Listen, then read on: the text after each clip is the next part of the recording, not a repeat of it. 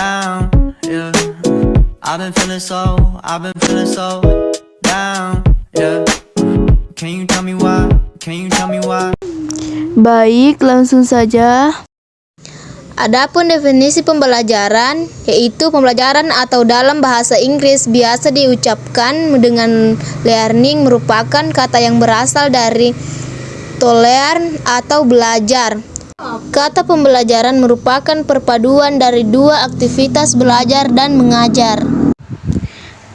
Secara mendasar, kriteria dari pembelajaran meliputi: A. Pelajaran merupakan proses perubahan. B. Perubahan hasil pembelajaran mencakup semua aspek kehidupan. C. Pembelajaran terjadi karena adanya tujuan. B. Tujuan pembelajaran. Tujuan pembelajaran merupakan salah satu aspek yang perlu diperhatikan dalam perencanaan pembelajaran.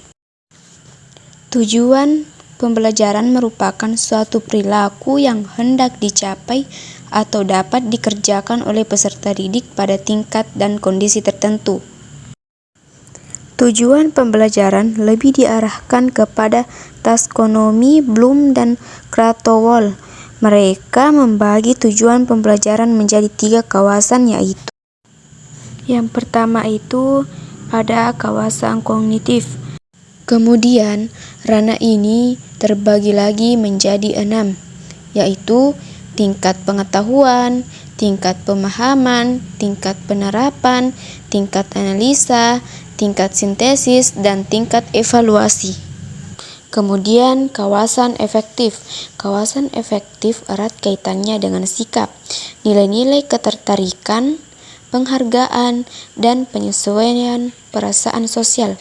Kawasan ini dibagi lagi menjadi 5, yaitu kemauan menerima, kemauan menanggapi, berkeyakinan, penerapan hasil, dan ketekunan dan ketelitian. Kawasan psikomotor. Kawasan psikomotor terkait dengan keterampilan yang bersifat manual atau motorik. Kawasan psikomotor terbagi atas beberapa bagian, yaitu persepsi, kesiapan melakukan tugas, mekanisme respon terbimbing, kemahiran, adaptasi, dan organisasi. C. Hasil pembelajaran. Berdasarkan pada pembahasan sebelumnya, pembelajaran menekankan kepada suatu perubahan. Ketika tercipta perubahan, maka dapat diketahui bahwa ada hasil dari pembelajaran yang sudah dilaksanakan. Tasconi Bloom membagi 3 tujuan pembelajaran. Sebelumnya, pasti kalian bertanya-tanya, siapa sih Tasconi Bloom itu? Jadi, Tasconi Bloom itu salah satu ahli yang mengkaji hasil pembelajaran dalam dunia pendidikan. Pertama, cognitive domain. Ranah kognitif mencakup perilaku-perilaku menitik beratkan kepada aspek intelektual seperti pengetahuan, pengertian, dan keterampilan berpikir. Affective domain atau ranah afeksi berisi perilaku-perilaku yang menekankan aspek perasaan dan emosi seperti minat, sikap, apresiasi, dan cara penyesuaian diri.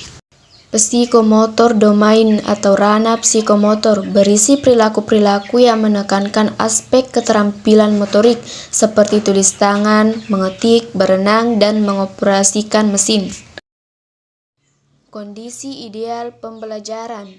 Michel mengemukakan belajar efektif sebagai berikut. 1. Perhatian peserta didik yang aktif dan berfokus kepada pembelajaran. 2. Berupaya menyelesaikan tugas dengan baik dan benar. 3. Peserta didik mampu menjelaskan hasil belajarnya. Peserta didik diharapkan berani untuk mengungkapkan apa yang belum dipahami kepada guru. Peserta didik berani menyatakan tidak setuju. Peserta didik dimotivasi untuk berani meminta informasi yang sesuai pembahasan. Mencetak hasil tugas yang dikerjakan. Peserta didik terbiasa untuk mencari alasan kenapa bisa salah. Dalam menyelesaikan masalah, peserta didik mengambil contoh pengalaman hidup. Peserta didik bertanya dengan rasa keingintahuan yang tinggi. Peserta didik diminta untuk mengembangkan isu yang muncul di kelas. Peserta didik terbiasa mengkaitkan topik dengan kehidupan nyata.